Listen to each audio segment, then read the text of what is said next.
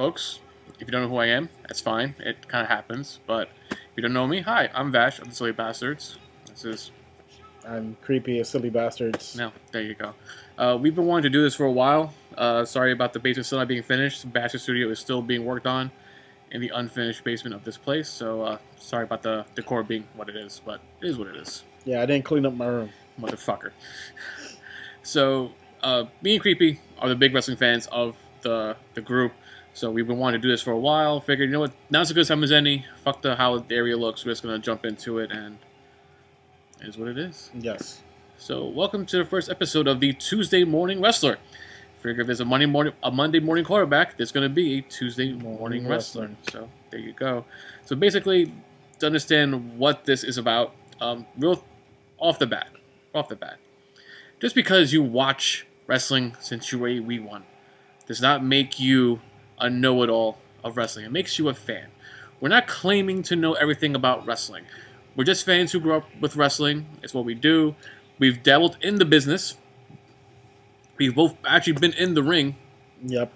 So, we don't have a whole lot of knowledge of the wrestling business, but we have enough where we can see how things work behind the scenes, as well as obviously what we watch on TV. So that being said, just because you've watched since you were a wee one does not make you an expert.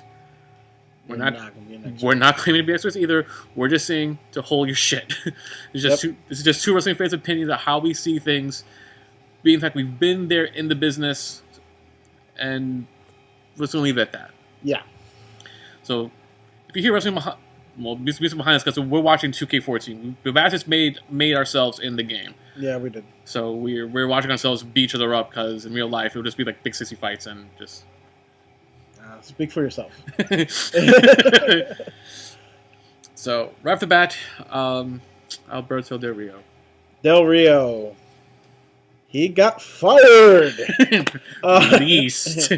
They say released to be more PC, but he got fired. Yeah. And it was for something that a lot of wrestlers do. They argue with someone who is not in the business, who is part of the production team or part of the management team, and got fired for it. Now, if people see this as a problem, no. Not a real big problem.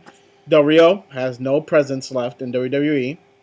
They really just needed him as a Spanish representative because guess what? They had so many Spanish superstars, but they banked everything on him because Rey Mysterio, I doubt you ever really see him back in the ring, but that's something different.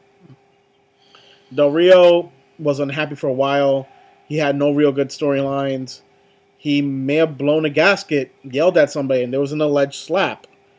Again, something wrestlers actually do when people get in their face and they don't know that part. Sorry, watching that. That's not against you. I know, but still, son of a bitch. Anyways. Yeah, Del Rio wanted to be gone, and the big problem is that Del Rio may fight it legally or just let it go. Either way, it saves the WWE money because whatever time he had left on his contract, they don't have to pay for it anymore. Touching what you said, it lets him off the hook.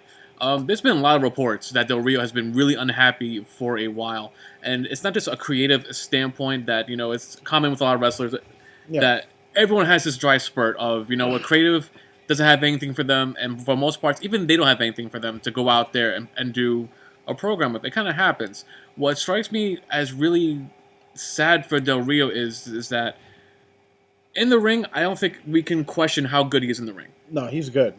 I don't think we will ever say I saw a boring Del Rio match. I think we do have the problem of I seen a boring Del Rio skit. Yes. And which is bad for TV. I think what compounds the issue for Del Rio is the fact that, especially over the last year, I think having the unified titles happen really took him out of what they built him for so long. As he's always been booked up there as a top guy talent. But let's face it, if you're on SmackDown during the split of those two titles, SmackDown's always a redhead stepchild. Yeah. I think though at times SmackDown is actually better than Raw. Yeah. But for the most part, if you're on SmackDown, going for the world title, you're kind of like being groomed to go to Raw. You're not quite there yet. The bigger thing for me, when I read the report when he got fired, but released, Watching his match on Raw with Dean Ambrose Yes. really felt weird watching it. And if you don't know what I mean, watch it again. Most times when you watch a wrestling match, you see two guys jockeying for position a lot to control Yeah. the ring, which is fine. It's competitive edge. If you don't know what that is, watch Raw, watch Rock and Austin from back in the 90s. You'll get what I mean. Yeah. But they really seem to, like, in the ring, be going at each other. And that's not really something Del Rio does. Del Rio, for the most part, is very professional. Which is why when I saw the release thing, I wasn't shocked, because I'm watching Del Rio wrestle Ambrose, and something really didn't feel right. So I don't think it involved. What I'm saying is, I don't think it involved Ambrose. I'm not saying that. What I'm saying is, though, I think if you watch that match again and then you see the release afterwards, it's not a shock, because something was off with Del Rio, and it was the first time you saw it appear on camera and not just a report backstage. Well, his frustration is going to build. He's going to do that, but you can't really say too much on Ambrose, because I've seen Ambrose since he debuted on NXT. He puts those type of matches, and he lets the wrestlers show their frustration, show their aggression, and you actually got to see that from Del Rio. Mm-hmm. Compared to other matches, it's a more subdued guy. Yeah. So it was something. It may look weird, but when I take his history into account, it's not that weird to me, because you have something of opportunity, and he did the most perfect thing: be a heel, work the body part as aggressively as possible to make him look good. Ambrose made Del Rio look good. Del Rio made Ambrose look good. It was a great match that was mutually done. But with Del Rio, I just have to reiterate, he's a person who was brought in to be up here and then dropped so quickly down here. And relatively fast over the past year. It was a hard ascent. For me, I mean, let's face it, it's over with. It's a done story. I think the bigger problem now for WWE is that they've always strived to have a Mexican presence, a Mexican wrestler. So they have or just Spanish overall. Spanish overall. They had Rey Mysterio when he was healthy. Obviously, he's gone now. At one point, they had Carlito trying to groom him, but his mentality also got him out real quick. Well, the Sin Cara thing bombed badly, so they did. So that was money wasted. You have the Del Rio situation now. So if you look at the roster now, with real also didn't help that they the whole debacle with Ricardo Rodriguez, who is happy to be gone, because what people don't know is that he's a great wrestler. He was jobbing as El Local for a while. So if you saw that guy, that was actually Ricardo with the mask on. There you go. So then, just wrap up this whole Del Rio thing. The big problem I see for WWE is that who is their dominant, their face of the Spanish wrestler? Because Mysterio is gone. I mean, he does appear for them for events, but as far as in-ring work goes, them knees and neck is shot.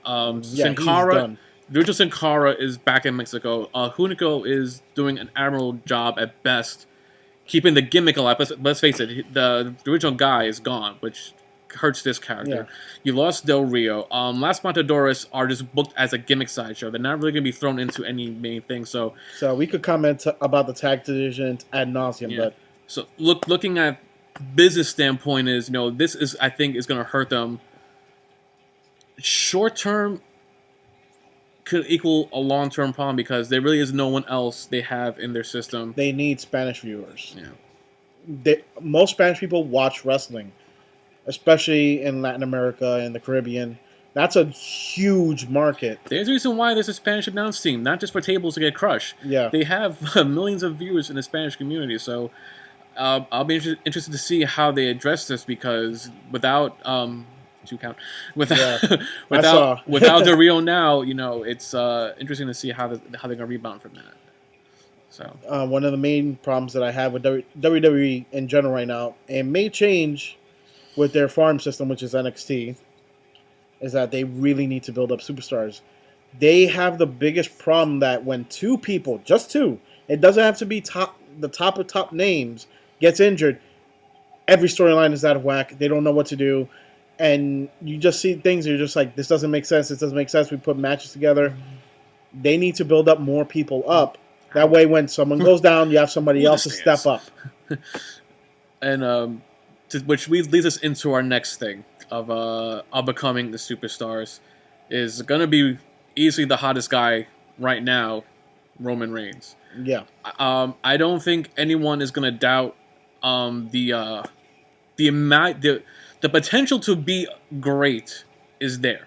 Yes. And I think Jim Ross years ago, I think it was WrestleMania 17, had the greatest line about the Big Show.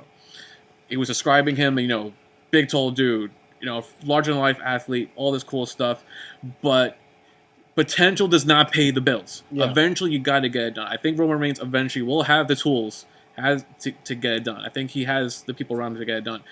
The question is it too soon, though, to throw him in, considering how injuries are and everything? Is it really too soon, or are they stuck in a situation of, gotta fix that real quick, or in a situation of they have to give it to him because they're really running out of top-tier guys? What I believe of him is that he's not going to win the title anytime soon. Mm-hmm.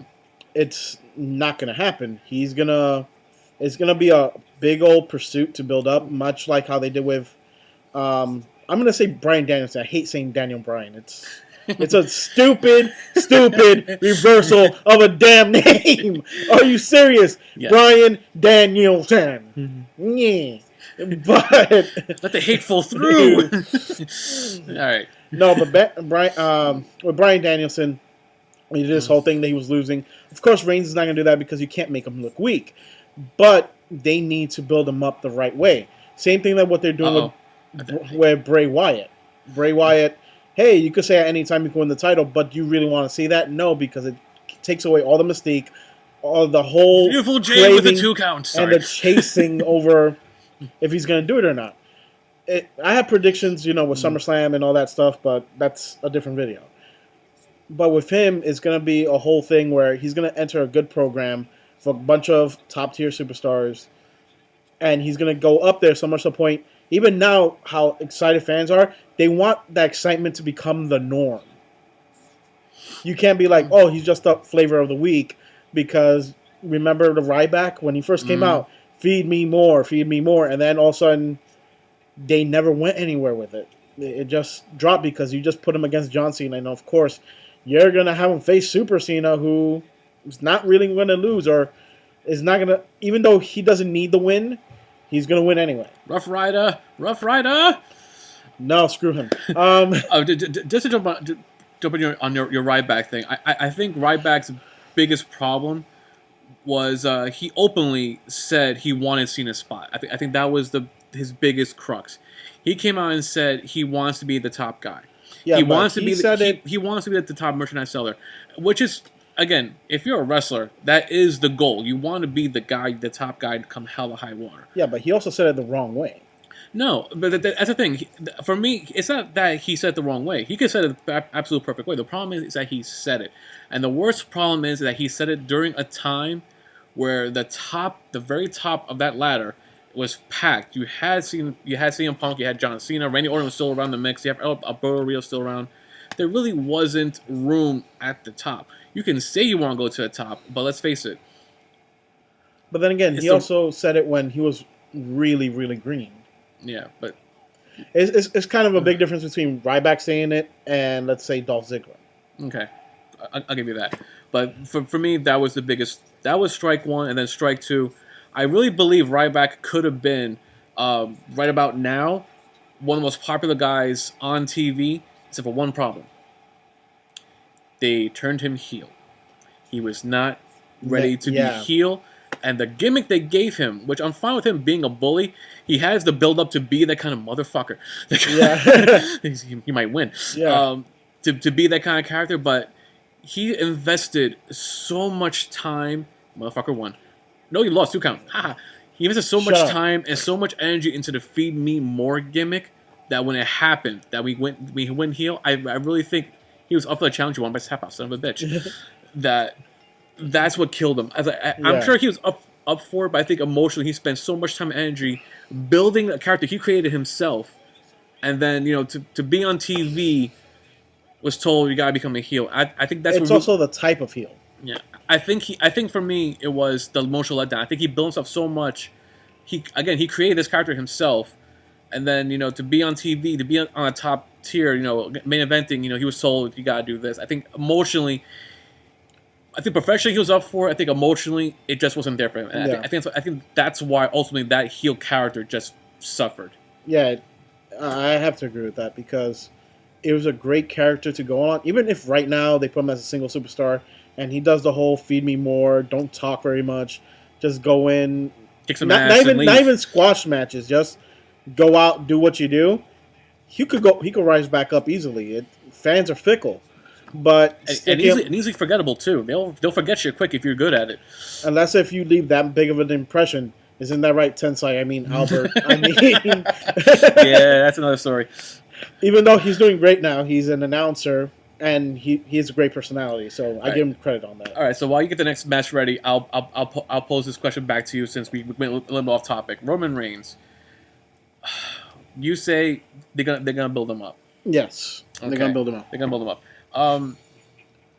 Considering the current product, what do you think there is a chance where? And we'll jump to that topic a little bit later. Is a chance that they may just jump the gun and say, you know what, we can't wait to WrestleMania. We gotta do it now. No. Here's the problem, and you also have a part-timer like Brock Lesnar coming. You cannot risk him having forcing a match between him and Brock Lesnar. He's very new, he's very green, and you're gonna face against Brock Lesnar. Even though Brock Lesnar in the ring, he's one way, but you're gonna have two really big physical guys, and then you're gonna be like, okay, Brock Lesnar gets injured. He's a part-timer, but you have Roman Reigns, somebody you're banking so much on. Mm-hmm. He gets injured. They are left in a really tight spot. You can't afford what has happened to Wade Barrett. Wade Barrett was the person who was on his way up, and then the injuries had piled up because they kept on putting too much of a workload. They didn't do enough to protect the wrestler. So much you're like, oh, you're a hot commodity, but you can't keep on pounding it in and then going every night. Of course, you're going to do house shows and all this stuff like that, but when you're doing both house shows and TV, no breaks, no times to just do promos instead of having a match just to keep your presence, you're not letting your wrestler rest. You're going to risk the injury, and then if they have the time off and it escalates to something big like this even happened with Edge when he was early in his career. A year off, and then another 9 months off, and then you come back for 3 months. You become lost in the mix. You do not want to do this with somebody like Roman Reigns. The guy's not ugly. That's one thing. Women are swooning against this guy. Yeah, which is good for your female demographics, really. He has the right wrestling lineage, great work ethic, and even though his mic skills are, even back in NXT, were kind of questionable, they've gotten considerably better with the material they're giving him. And he could actually go in the ring. He knows how to adapt. You barely see him botch something, and if something goes wrong, he keeps himself composed. Not many wrestlers do that, being called to the big leagues. Even though he had great experience with the Shield, he had two very experienced wrestlers with Ambrose and Rollins. He learned a lot from them, and it's paying off. Okay. So while you get that next match set up, I'm going to wrap up the Roman Reigns thing with this. Yes. I fully believe for WWE, and that's going to be the next topic we're going to touch to in a minute. To be successful, they really need to drag this out as long as they can. If Roman Reigns is going to win the world title, it should be at WrestleMania. It has to be built up the proper way. I think if they do give the title to him too soon, I see a very Sheamus effect where, as good as Sheamus is, he got the world title too soon. And, you know, let's face it, once you're at the top, there's only one way to go, and that's down. So I think I will agree with you 100%. Yeah. Let this marinate. I know there's a lot of injuries right now. I know there's a lot of a vacuum effect where, you know, a lot of guys can get sucked in or out into a certain spots. But I think for Reigns to be successful and for this business to get, you know, back on the track where we normally see it, Reigns should definitely be groomed to win the world gold at WrestleMania. And I'll end it with this. I will not be shocked by this time next year if I see Dean Ambrose higher than Roman Reigns. I really think Ambrose is on the right track. Well, Ambrose, I know people probably don't know Ambrose that much. He's coming to WWE as whatever. His name is, you know, he used to wrestle as Jon Moxley in the independent circuit. But when he was in NXT, he had the most breakout, standout character you've ever seen. And it's now, that character is now creeping in slowly. Well, the interesting thing is that this gimmick he's running right now, while built for a heel, yeah, works fantastic right now with the revenge on Seth Rollins, which is why I think, much like Roman Reigns, if they marinate it just right, I really think Dean Ambrose at some point can leapfrog Well, Roman the great thing Reigns. about that gimmick is that he goes leapfrog between a face and a heel because the fans will either cheer or boo him depending on who he's going to go up Yeah. against. So he doesn't have to change his gimmick. That's one of the best things ever because he has that very ambiguous type of thing. I'm like, I'm in it for me. Guess what? You have to take me out in order to knock me out. Right. Fair enough. All right, let's jump on to the next topic because we could be on that all day. And that's obviously the biggest guy not in the ring right now, and that's CM Punk. We said Roman Reigns should definitely be marinated to win gold right now. And if you have missed this story, Paul Heyman spoke recently in an interview where he said CM Punk's current goal is to pretty much never wrestle ever again, which is, I'm going to say I believe that because he is the kind of guy that when he says something, he sticks to it, he believes it, and all that cool stuff. However, I will say I will not be surprised if one day he's home, AJ maybe he's on vacation, whatever, that he's eating a pizza and drinking whatever, and just one day, the itch just creeps up. And it's like, you know what? I want to give one more go, maybe a mini run or a long run. That wouldn't shock me if that happens, because one day he could be like, you know what? I want to do it again, but I would believe that what Paul Heyman said is true. Right? That right now he's not coming back worth a damn. He's pretty much not lacing those shoes anytime up. Here's my question for you, because I know you're buying at the bit at this. Considering injuries right now, considering how much money they're bleeding out of their pockets, can you see a scenario where WWE just pretty much backs an 18-wheeler into his house and says, what's it going to take? Yeah. Of course it is. Because at this point, guess what? Their top poster boy, John Cena, is not the one generating the most money. That says a lot. It says volumes. You are cutting down salaries left and right. You're firing people left and right. And at this point, you need anything to boost revenue. Guess what? Brock Lesnar's not doing it either. He's just being there, and fans are finally wising up, and they'll be like, yeah, you're going to have somebody show up for maybe 2 months and then leave. We don't see him for 5 or 6 months and then come back again. No, we need somebody who's going to be there consistently. They're going to try to do that at CM Punk. I do not see him coming back. If he ever comes back, I don't think he'll be with WWE. And if he's in some type of wrestling promotion, he's actually going to help run it and have the most creative control, because creative control was one of the biggest sticking points. And he has a great mind for it, and I wouldn't mind having a person like him book matches, coordinate the storylines, because he knows the ins and outs to a point. Doesn't mean he could tell the fans what to do, but he knows enough to entertain people. When he opens his mouth, people listen. I'm going to go with almost the complete opposite of you. I think CM Punk is done. I've thought about it a lot, and I can't see a scenario either right now or maybe even a year or two from now where I see CM Punk even active in the ring or even involved in it. I think he's at the point in his life right now.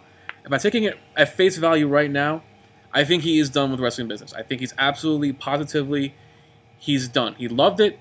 There's no denying it. But I think as of right now, I can't picture the scenario where he comes back. Even if Vince and crew say, you know what, here's the state of Florida, come back to us. He's like, I don't like Florida. Take it back. Take it back. Or I mean, at this point, I think they can offer a king's ransom for CM Punk.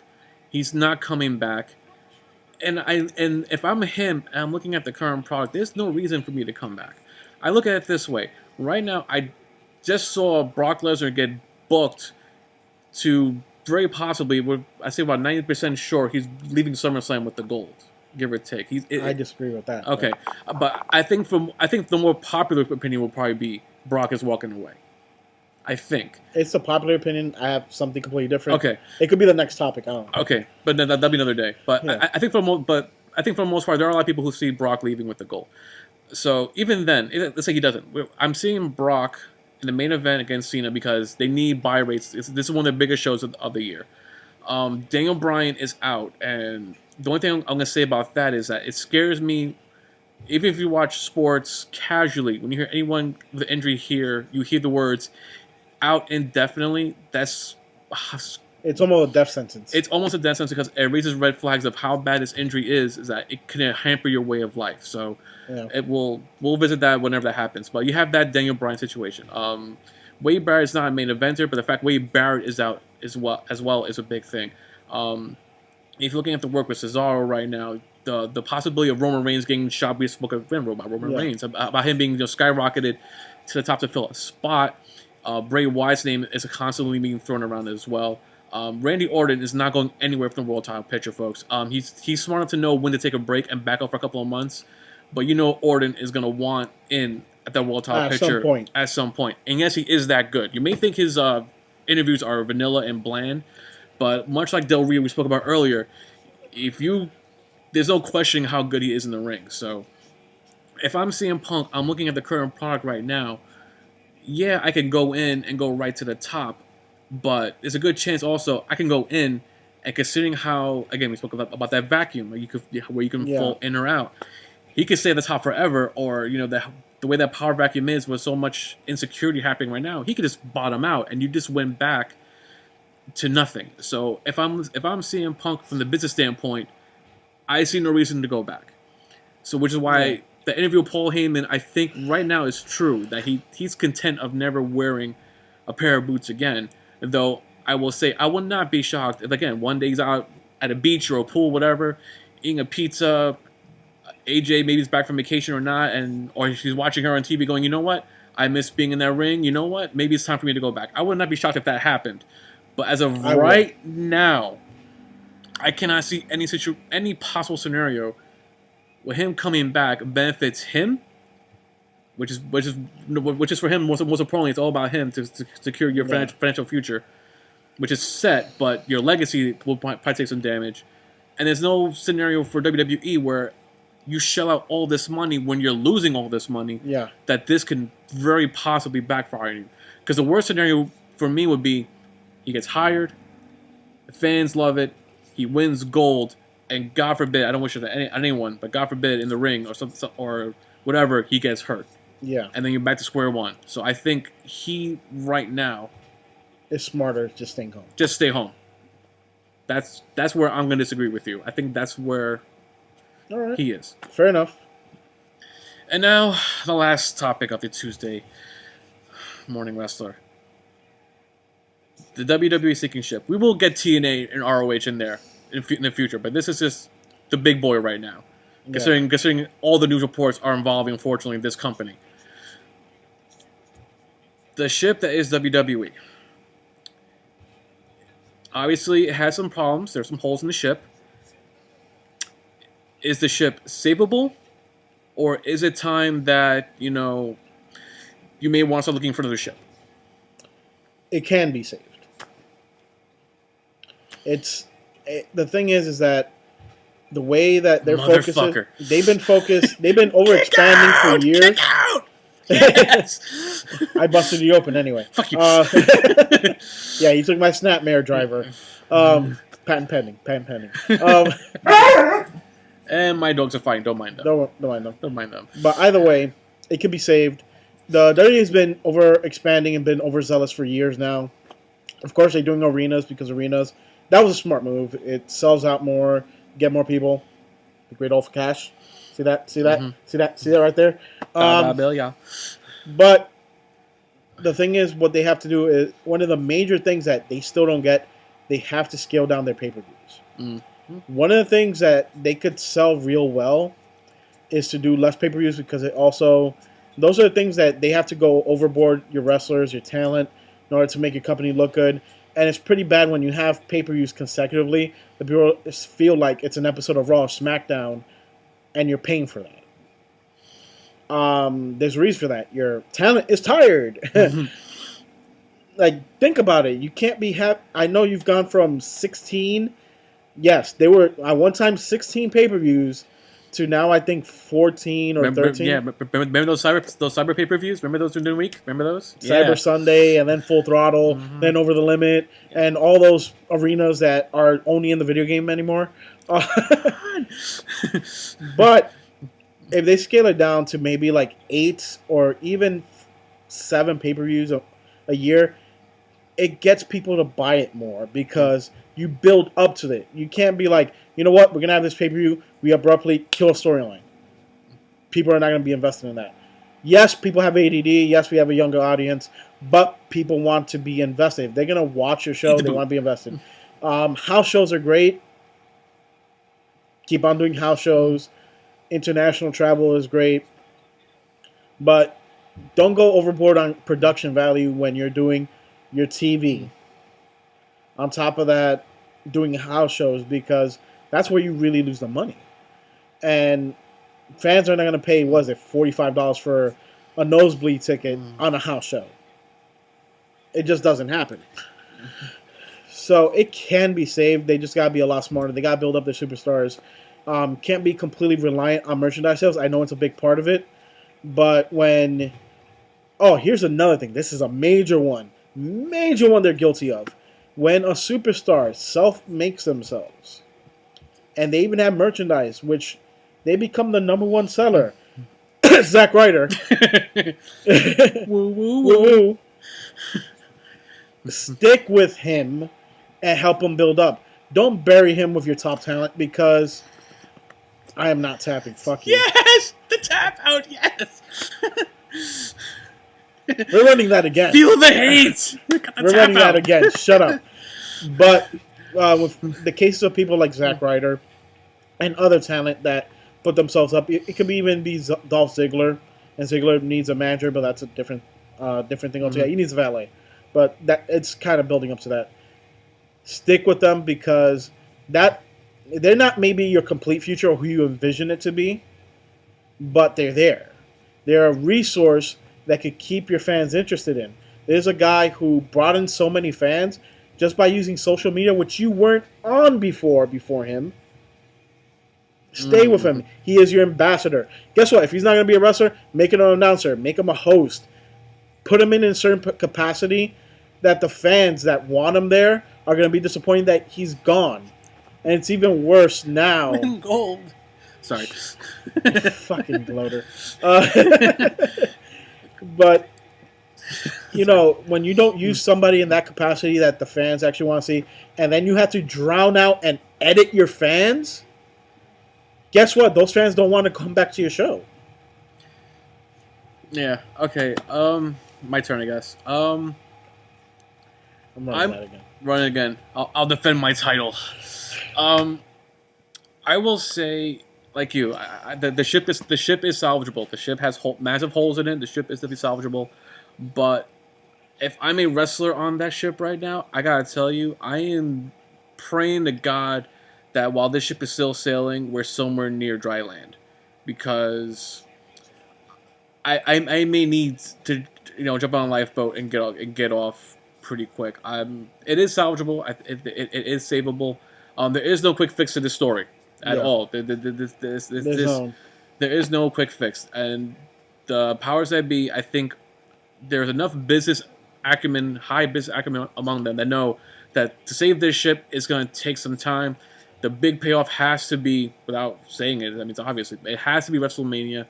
The main event, wherever it may be, wherever side shows that are attached to it, that all roads, we heard before, all roads lead to WrestleMania. That has to be the big payoff. And to an addendum, also Survivor Series, because that's usually the precursor or what everybody looks forward to. Yeah, but I think but eventually that is the payoff. It's WrestleMania.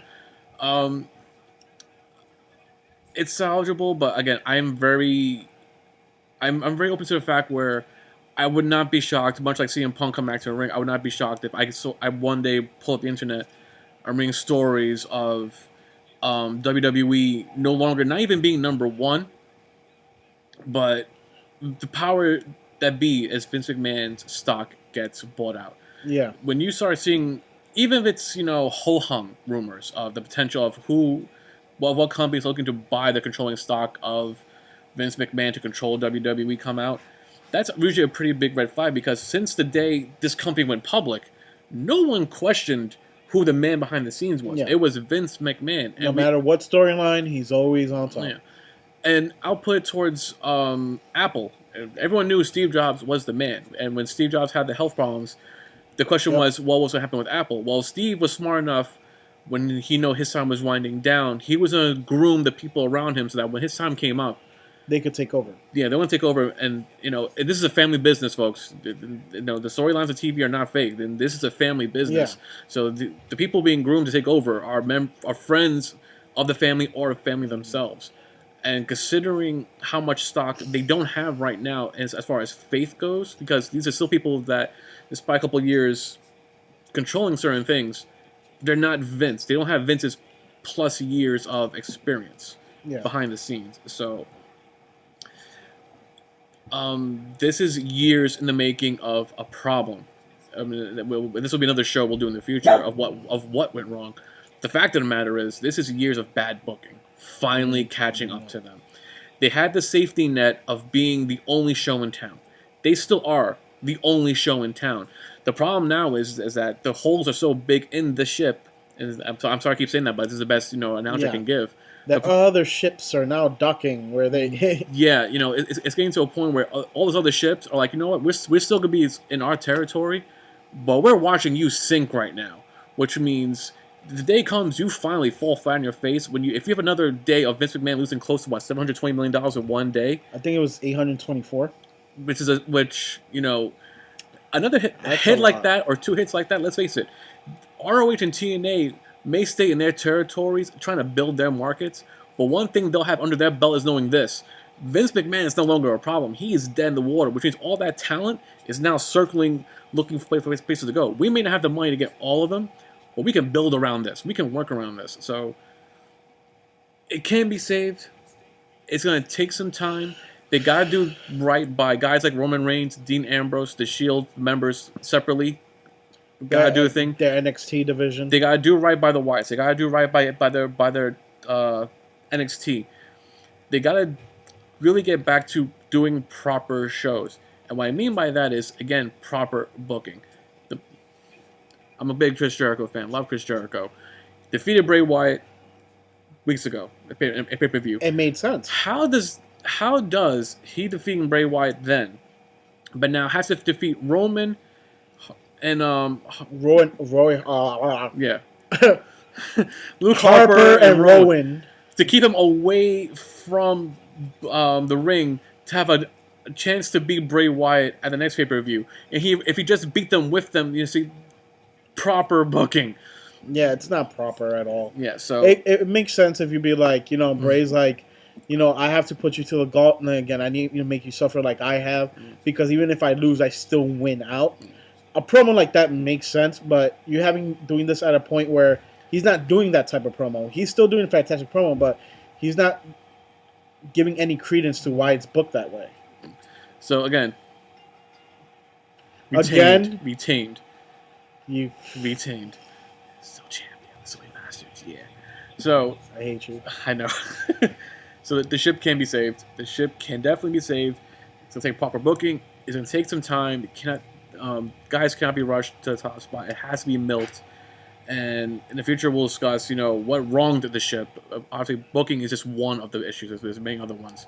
But I would be very nervous if I'm a guy in that locker room because, being that close to the business, to the company, working for the company, you may be, so close to everything where you don't see it from a larger perspective. If I'm a wrestler in that company, I'm very worried where we've been number one for so long. We started number one for so long. The gap between number one and number two is staggering. It's not even close. And they can go under.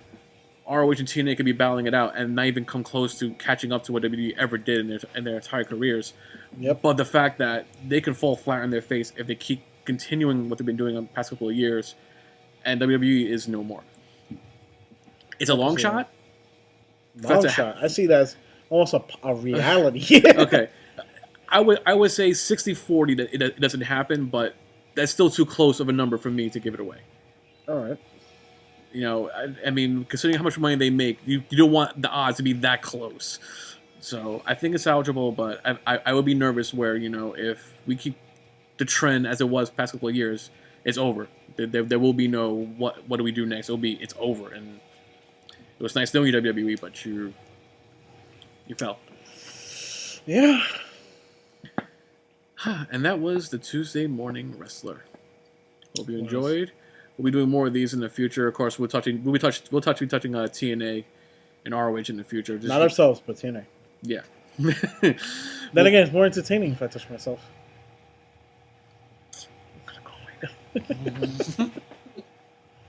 Where are you going? I need a friend.